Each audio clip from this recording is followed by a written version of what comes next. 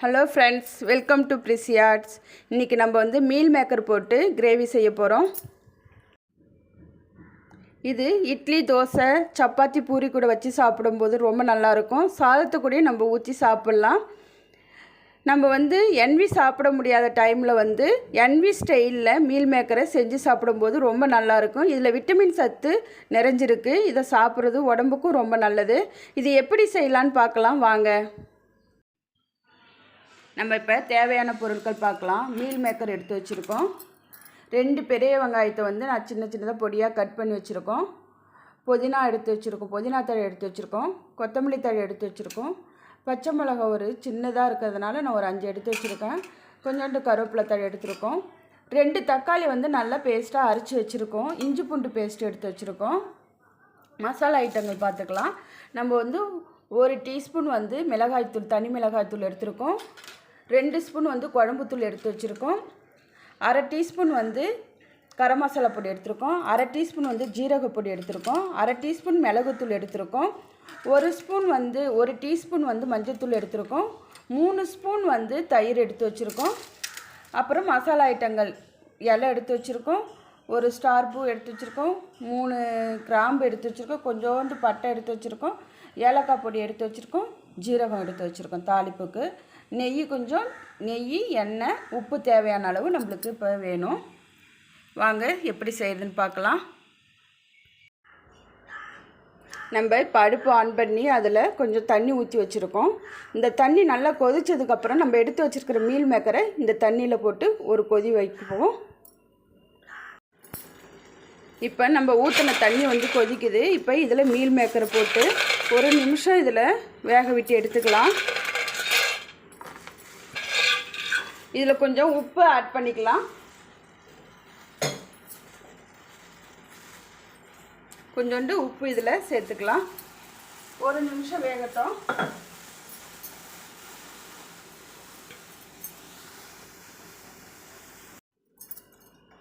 இப்போ நம்ம மீல் மேக்கரை எடுத்துக்கலாம். ஆஃப் பண்ணிவிட்டு, அடுப்பை ஆஃப் பண்ணிவிட்டு இந்த தண்ணியை வடிகட்டிட்டு பச்சை தண்ணி ஊற்றி நல்லா புழிஞ்சு எடுத்துக்கலாம். இப்போ நம்ம சுடு தண்ணியை வடிகட்டிட்டு இதில் சாதா தண்ணி ஊற்றி வச்சுருக்கோம். இப்போ இதை நல்லா நம்ம இந்த தண்ணியை புழிஞ்சு எடுத்துக்கலாம். மீல் மேக்கர்லேருந்து புழிஞ்சு வேறு இதில் எடுத்துக்கலாம்.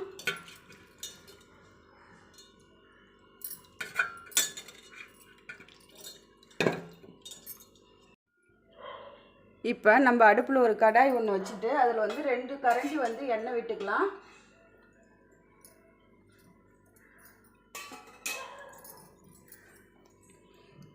ரெண்டு கரண்டி எண்ணெய் விட்டுட்டு ஒரு லைட்டாக சூடான பிறகு நம்ம இப்போ அடுப்பில் ஒரு கடாய் வச்சு 2 கரண்டி நம்ம எண்ணெய் விட்டுருக்கோம். அந்த எண்ணெய் லைட்டாக சூடான பிறகு நம்ம தீயை சிம்மில் வச்சுப்போம்.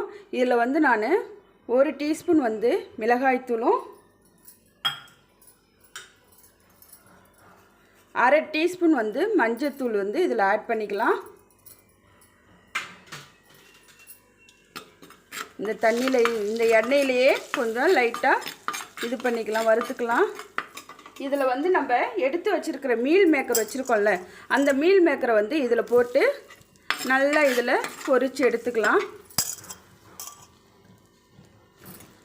இந்த மஞ்சத்தூள், மிளகாத்தூள் இந்த மீல் மேக்கரில் கோட்டாகி வர அளவுக்கு நம்ம இதை மீடியம் ஃப்ளேம்லேயே வச்சு நம்ம இதில் வறுத்து எடுத்துக்கலாம்.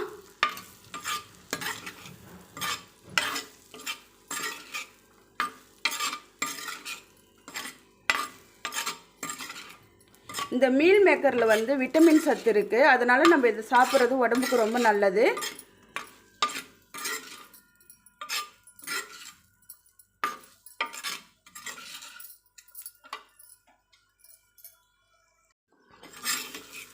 இப்போ நம்ம இந்த அளவுக்கு வறுத்து எடுத்துக்கிட்டால் போதும். இதை நம்ம எடுத்துக்கலாம்.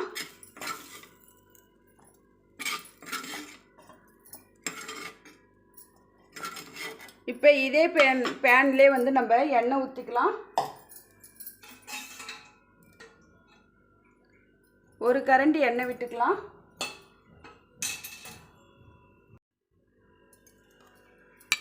இப்போ நம்ம எண்ணெய் விட்டுட்டு அப்புறம் 2 ஸ்பூன் வந்து நான் நெய் விட்டுக்கிறேன். இதில் வெண்ணெய் இருந்தாலும் ஆட் பண்ணால் ரொம்ப நல்லாயிருக்கும். நான் இதில் நெய் தான் விடுறேன். இது கொஞ்சம் காயட்டும்.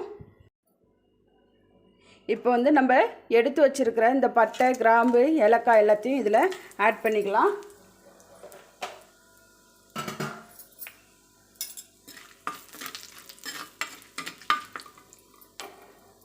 இப்போ இது நல்லா பொரிஞ்சிடுச்சு. இப்போ வந்து நம்ம சின்ன வெங்காயத்தை இதில் ஆட் பண்ணிக்கலாம். இப்போ இதில் வந்து நான் பெரிய வெங்காயம் வந்து சின்னதாக கட் பண்ணி வச்சுருக்கோம். அதை வந்து இதில் ஆட் பண்ணிக்கலாம்.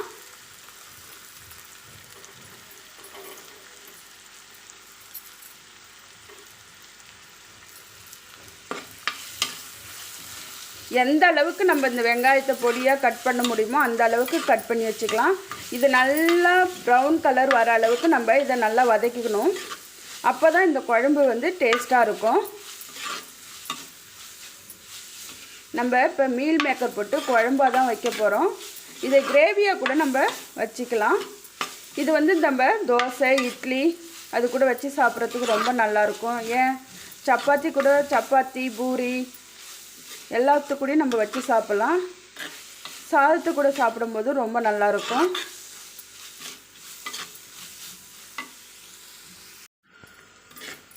இப்போ நம்ம வெங்காயம் வந்து இந்த அளவுக்கு நல்லா வதங்கினா போதும். இப்போ வந்து நம்ம இதில் இஞ்சி பூண்டு பேஸ்ட் வந்து சேர்த்துக்கலாம்.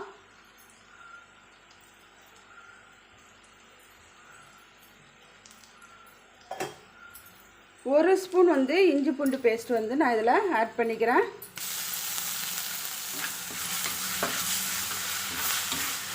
இஞ்சி பூண்டு பேஸ்ட் போட்டு ஒரு பச்சை வாசனை போக நல்லா வதக்கிக்கலாம். இப்போ இதை நல்லா இஞ்சி பூண்டு வாசனை போக நல்லா வதக்கியாச்சு. இப்போ வந்து நம்ம எடுத்து வச்சுருக்கிற தக்காளி ஆட் பண்ணிக்கலாம். நம்ம அரைச்சி வச்சுருக்கிற தக்காளியை வந்து இது கூட சேர்த்துக்கலாம். தக்காளியை போட்டு தக்காளியோடைய பச்சை வாசனை போக நல்லா இதில் வதக்கிப்போம். இதில் கொஞ்சம் இப்போ உப்பு ஆட் பண்ணிக்கலாம். தக்காளி வதங்கிறதுக்கு கொஞ்சம் உப்பு இதில் ஆட் பண்ணிப்போம்.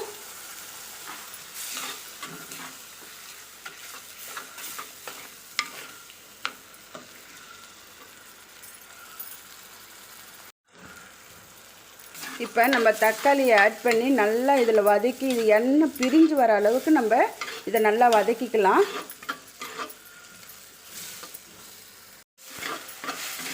இப்போ நம்ம தக்காளி போட்டு நல்லா வதக்கியாச்சு. இப்போ வந்து அடுப்பை வந்து சிம்மில் வச்சுக்கலாம். சிம்மில் வச்சுட்டு இப்போ நம்ம எடுத்து வச்சுருக்கிற மசாலா ஐட்டங்களை சேர்த்துக்கலாம். 2 டீஸ்பூன் வந்து குழம்புத்தூள், 1/2 டீஸ்பூன் வந்து மஞ்சத்தூள்,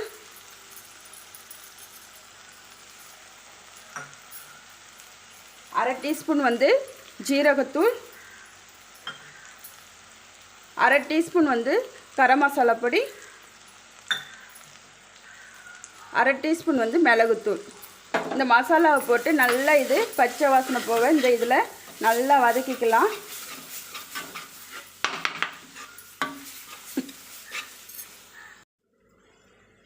இப்போ நம்ம மசாலா ஐட்டங்கள்லாம் போட்டு நல்லா வதக்கியாச்சு. இப்போ வந்து நம்ம புதினா கொத்தமல்லியை வந்து இதில் ஆட் பண்ணிக்கலாம். இந்த புதினா கொத்தமல்லி வந்து இதுக்கு ஒரு டேஸ்ட்டை கொடுக்கும். இதில் கொஞ்சம் கருவேப்பிலையும் நம்ம ஆட் பண்ணிக்கலாம்.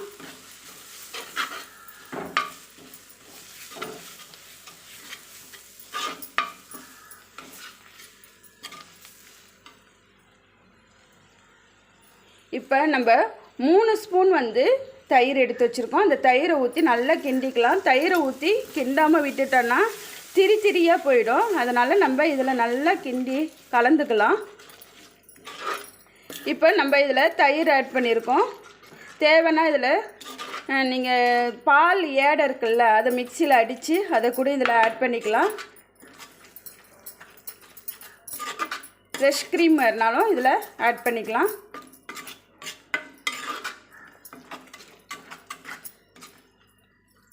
இப்போ இதை வந்து கொஞ்சம் எண்ணெய் பிரிஞ்சு வர அளவுக்கு இதை நம்ம சிம்மிலே கொஞ்சம் வதக்கிக்கலாம்.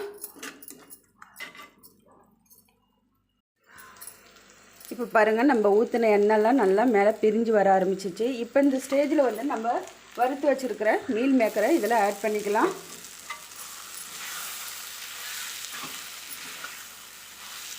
இப்போ வந்து தேவையான அளவு நம்ம தண்ணி ஊற்றிக்கலாம். இப்போ சாதத்தை கூட போடுறதா கொஞ்சம் நிறைய தண்ணி ஊற்றிக்கலாம். டிஃபன் இட்லி கூட, தோசை, சப்பாத்தி கூட வச்சு சாப்பிட்றதுனா கொஞ்சம் கம்மியாக கிரேவிக்கு ஏற்ற மாதிரி நம்ம ஊற்றிக்கலாம்.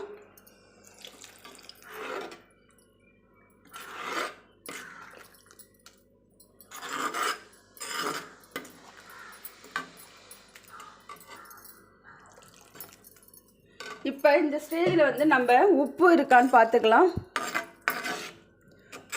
உப்பு இருக்கான்னு பார்த்துட்டு உப்பு தேவைன்னா இன்னும் உப்பு நம்ம ஆட் பண்ணிக்கலாம்.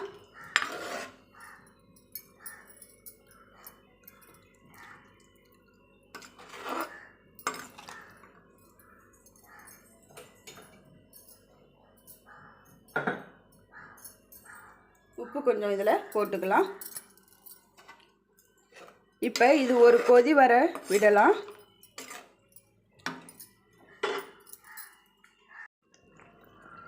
இப்போ நம்ம குழம்பு வந்து கொதிக்க ஆரம்பிச்சிடுச்சு. இந்த ஸ்டேஜில் வந்து நம்ம அடுப்பை சிம்மில் வச்சுக்கலாம்.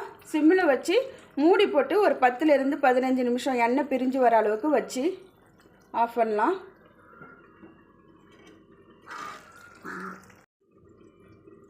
இப்போ நம்ம குழம்பு வந்து ஓப்பன் பண்ணி பார்க்கலாம்.